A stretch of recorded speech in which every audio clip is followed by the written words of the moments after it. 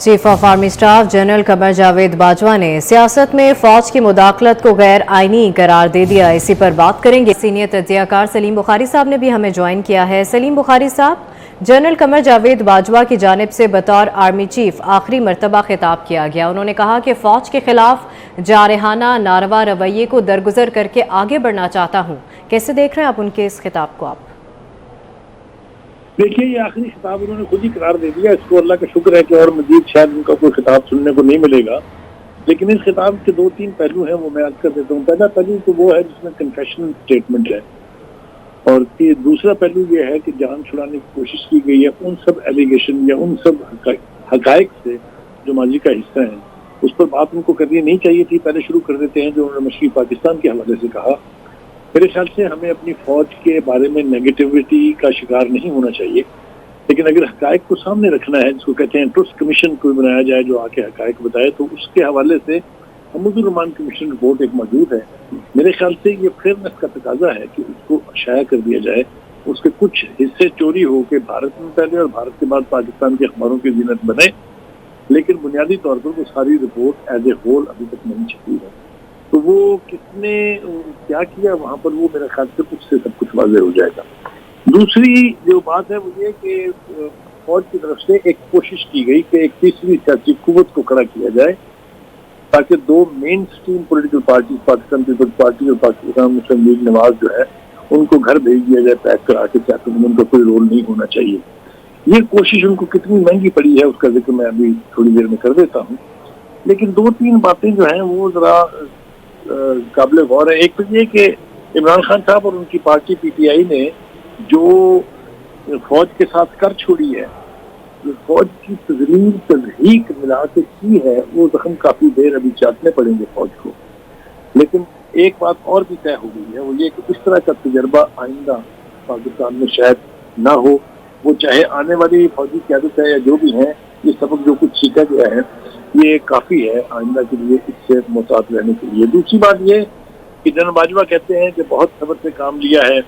मुझे इत्तेफाक है उनसे कि उन्होंने इमरान खान साहब को गद्दार मीर जफर मीर सादिक जैसी नंगी और खोज गालियां देने के बावजूद मददली ट्रीट किया, उसको छुट्टी दिए रखी खुली। उसने 51 जलसों में ऐसी तैसी करके रख दी फौज की आला क़यादत की और फौज की एज ए इंस्टीट्यूशन। किसी ने कुछ नहीं पूछा क्या डर था, किस खौफ से उसको चैलेंज नहीं किया जाए, ये अभी जानना बाकी है। लेकिन जैसा कि बातें खुलनी शुरू हो गई हैं, तमाम चैनल्स के ऊपर बाजवा साहब की स्पीच जो है उस पर कमेंट्स हो रहे हैं।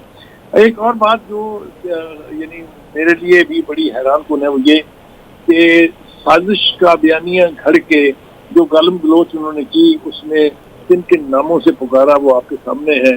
पहले कहा न्यूट्रल्स हैं, न्यूट्रल के बाद कहा न्यूट्रल तो जानवर होता है, और फिर यहाँ तक भी गए जब उन्हें पता चला कि फौज उनके साथ नहीं है तो उन्होंने कहा कि जो मुझे छोड़ गए हैं वो मुशरिक हैं। अल्लाह का बहुत बहुत शुक्र है खान साहब ने पूरी फौज को काफिर नहीं करार दे दिया, क्योंकि उनसे कुछ बहीद नहीं है। वो जोश खिताबत में जो कुछ फरमाते हैं वो सब कुछ हमारे बिल्कुल सामने है।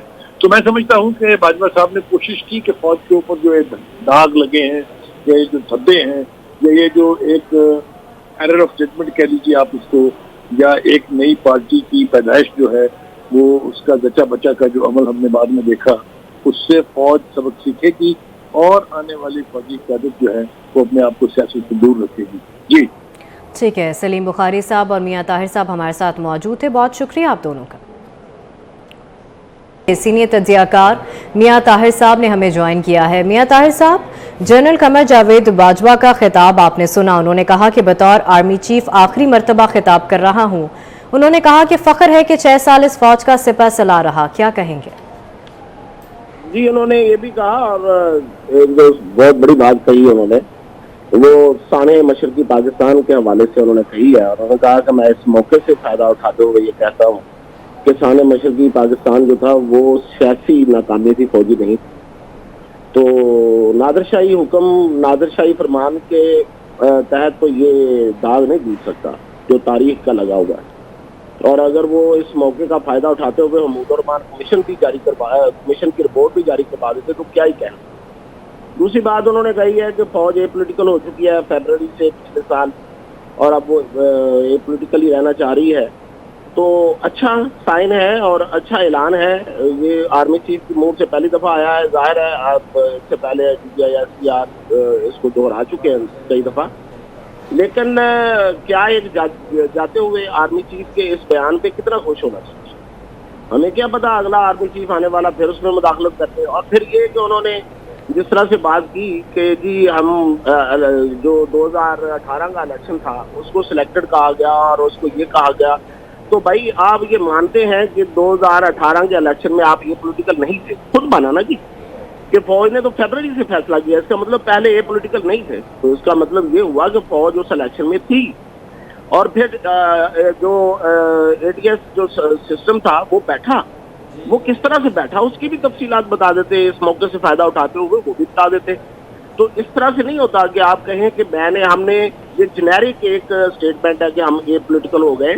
جو ماضی کی معاملات ہیں ان پہ اپنی وضاحت بھی دینی چاہیے, پھر بات بنتی ہے. وضاحت دے کے آگے بڑھیں, بڑی خوشی کی بات ہے.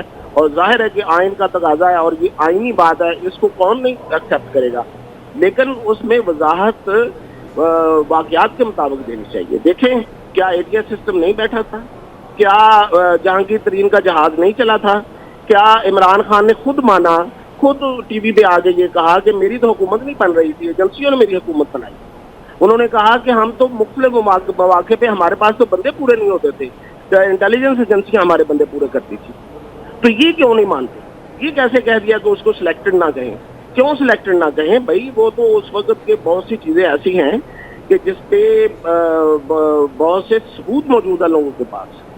تو باقی رہ گیا ان کا یہ کہنا کہ فوج پولیٹیکل ہے اور آئینی کردار ادا کرے گی. بڑا ویلکمنگ ہے, اور اللہ کرے کہ آئندہ آنے والا آرمی چیف بھی اسی پہ چلے, اور وہ اپنی پہلی تقریب میں اگر وہ تقریر کرنا چاہیں تو اس کا اعادہ کر دیں.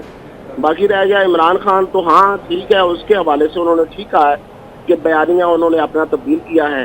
سازش کا بیانیہ بنایا تھا جو جھوٹ اور جعلی تھا اور جھوٹ پر مبنی تھا, اور اس سے آپ پیچھے ہٹنا چاہتے ہیں, اس لیے کہ اس سے پیچھے ہٹے بغیر اب ان کا گزارا نہیں ہے. اس لیے کہ وہ اب ہر اپنے اس بیانیے کے نتیجے میں حاصل کرنے والے اہداف سے ناکام ہو چکے ہیں.